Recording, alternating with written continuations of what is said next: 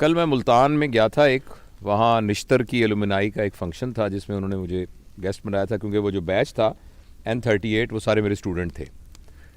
तो वहाँ उन्होंने कहा कि कोई ऐसी बात ना कीजिएगा जो डॉक्टरी की बात हो। कहते हम डॉक्टरी की बातें कर करके, लोग इंग्लैंड से आए हुए थे, अमेरिका से आए हुए थे। तो मैंने उनको ये बताया और मैंने वीडियो अपलोड भी की है कि वेल बीइंग है ना, कि इंसान खुश है, उसका क्या क्राइटेरिया है जिससे पता लगे कि इंसान खुश है। उसमें से एक क्राइटेरिया ये था कि इंसान की सेहत अच्छी होनी चाहिए। अगर इंसान की सेहत अच्छी ना हो तो वो वेल बीइंग क्या है, फर्ज करें उसको बहुत सारे पैसे हैं, उसकी बहुत बड़ी गाड़ी है, उसका बहुत बड़ा घर है, लेकिन अगर उसकी सेहत ठीक नहीं है। अच्छा, उन्होंने पूछा जी सेहत ठीक करने के बारे में बताएं। मैंने कहा जी उसमें से जो अहम है ना वो 4 बातें हैं। पहली बात यह है कि आप खाना प्रॉपर खाएं, और दूसरी बात यह कि रोज़ाना एक्सरसाइज करें, और तीसरी बात जो थी कि प्रॉपर स्लीप होनी चाहिए, और जो चौथी बात जिसके बारे में मैं आपसे बात करने चला हूं वो है लेजर टाइम। लेजर टाइम क्या होता है? जो आप दुकान पे बैठते हैं वो लेजर टाइम नहीं है, जो आप शॉपिंग करने जाते हैं वो लेजर टाइम नहीं है, जो आप फर्ज करें मैं सर्जन हूं, मैं ऑपरेशन को बड़ा एंजॉय करता हूं, मगर ये भी लेजर टाइम नहीं। Work time is not a leisure time. Leisure time वो होता है जिसमें आपका कोई एजेंडा ना हो। आपने जैसे हम यहाँ आए हैं ना, हमारा कोई एजेंडा नहीं है, हमने बैठ के किसी खास मौजू पे डिस्कस नहीं करना, हमें पता भी नहीं हमने किस मौजू पे। तो अपने दोस्तों के पास जाना, अपने प्यारों के पास जाना और जाके उनके साथ बैठकर बगैर किसी मौजू के बात करना, ये वो बात थी जो पुराने ज़माने में बैठकों में हुआ करती थी।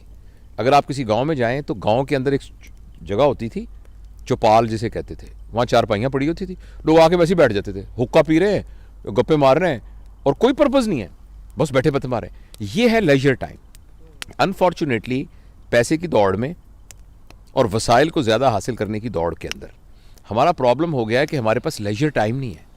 और आपने ये चीज़ अगर देखनी हो ना तो वेस्ट में जाके देखें कि वहाँ इतनी कैलकुलेटेड लाइफ है कि एक महीना, मैं अभी इंग्लैंड जाना था तो मेरे एक दोस्त आए, तो मैंने कहा मैं आऊँगा, वो कहते बहुत मुझे खुशी होगी लेकिन मेहरबानी करके मुझे 2 महीने पहले बताना। अच्छा, हमारे गाँव में ये होता था कि जैसे पंजाबी में ना पैण ये कह के दरवाज़ा खोल के अंदर चले गए। पैण भी ज़ोर से इसलिए कहते थे कि अगर किसी ने पर्दा वर्दा ना किया हो, सर पे दुपट्टा नहीं है तो वो ले लो। और मुझे याद है मेरे वालिद साहब, वो हम मुल्तान में रहते थे, फिर इस्लामाबाद में भी, कि उनके दोस्त आते थे, रोज़ शाम को दोस्त आते थे और वो आके बैठक में बैठ जाते थे। मुझे कभी हम उनके घरों में जाते, मैं चूँकि अकेला माँ बाप का बेटा था तो अबू मुझे भी साथ ले जाते थे। वहाँ वो आराम से बैठे थे, गप्पे मारते थे, कहानियाँ सुनाते थे। वो लेजर टाइम जो है हमारी लाइफ में से निकल गया, और हमें कोई ना कोई इस बात का ज़रूर एहतमाम करना चाहिए। और मैं इस बात को अंडरस्टैंड करता हूँ कि ये रोज़ मुमकिन नहीं है क्योंकि आपके पास वर्क, लेकिन कम अज़ कम हफ्ते में 1 दिन, 15 दिन में 1 दिन। और दूसरा, हमारे माशरे में ना हॉलीडेज़ का रिवाज नहीं है।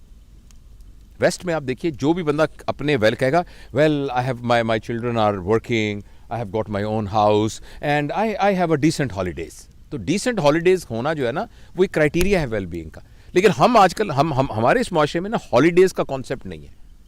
हम हॉलीडेज़, तो हमें हॉलीडेज़ ज़रूर करनी चाहिए, और बड़ी हॉलीडेज़ नहीं कर सकते, छोटी हॉलीडेज़ करनी चाहिए जिसमें आप 4-5 घंटे के लिए दोस्तों के साथ बैठे हैं और गप्पे मारते हैं। इसके अलावा एक चीज़ जिसको हम निगलेक्ट करते हैं और जिसका नबी करीम सल्लल्लाहु अलैहि वसल्लम ने बड़ा कहा है, वो है सिला रहमी। सिला रहमी का मतलब होता है अपने रिश्तेदारों से ताल्लुक़। यानी गांव में हमारे अजीज़ रिश्तेदार रहते हैं, शहर में रिश्ते थे, हमें कम अज़ कम 15 दिन बाद, महीने बाद उनके पास जाना चाहिए, उनसे मिलना चाहिए, उनकी खैर खबर लेनी चाहिए। तो मैं बस अपनी बात को ख़त्म करने से पहले एक छोटा सा आपको वाक़या सुनाता हूँ। मैं कोशिश करता हूँ कि 8-10 मिनट से लंबी बात ना हो ताकि लोग उसको सुन सकें, लेकिन ये बड़ा एक शानदार मैं इस्लामाबाद गया इम्तिहान लेने के लिए, FCPS का इम्तिहान लेने के लिए। वहाँ इस्लामाबाद होटल में मैं ठहरा। तो जब मैं इस्लामाबाद में ठहरा तो मैं चूँकि वहीं पड़ा बड़ा हूँ और वहीं सारा, तो मुझे ऐसे ख्याल आया, तो मैंने एक दोस्त को फ़ोन किया, उसका नाम मिराज है, सुन रहा होगा शायद, न्यूरो सर्जन है वो। मैंने कहा यार माजे में आया हूँ इधर, तो किधर है तू? तो कहता तुम कहाँ ठहरे हो? मैं कहा मैं इधर हूँ जो इस्लामाबाद होटल में जिसका नाम हॉलीडे है।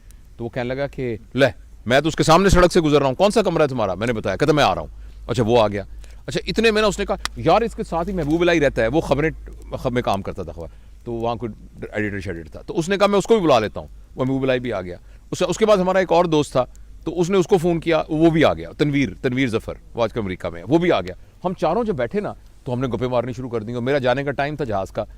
तो अचानक मुझे कहने लगा यार बिल्कुल साथ वाजिद है, ये सारे मेरे स्कूल के क्लास फेलोज थे, एक न्यूरो सर्जन है, एक जर्नलिस्ट है बहुत बड़ा, और जो तीसरा था तनवीर, वो फॉरेन अफेयर्स में काम करता है आजकल न्यूयॉर्क में। तो वाजिद जो हम में से था ना, उसके वालिद साहब थे दर्जी थे।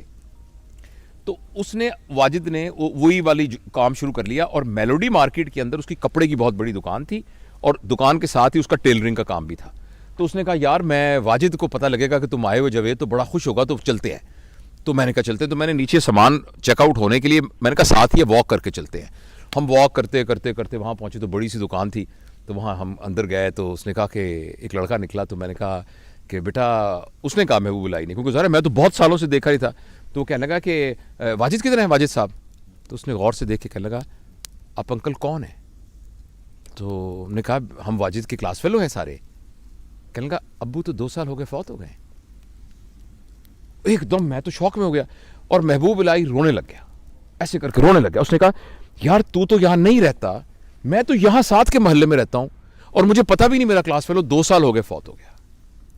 तो एकदम ना फिर मैंने उस बच्चे को गले लगाया। मैंने कहा बेटा तू हमें बिल्कुल नहीं जानता, हम तेरे चाचे हैं हम, और तेरे अब्बा के दोस्त थे। और बड़ा फिर बैठ के हमने फातिहा पढ़ी और वापसी पे हम सब ने ये फैसला किया कि यार ज़िंदगी का क्या पता है, तो जब तक हम जिंदा हैं हमें अपने दोस्तों से, मिलने वालों से, ताल्लुक़ वालों से राब्ता नहीं मुनक़ता करना चाहिए, उनको मिलते रहना चाहिए। कई लोगों से हम इसलिए नहीं मिलते कि उनसे हमारे ख्यालात नहीं मिलते, या जी उनसे फलानी लड़ाई हो गई थी, फलानी हमारी शादी में वो नहीं आया था, फलाने।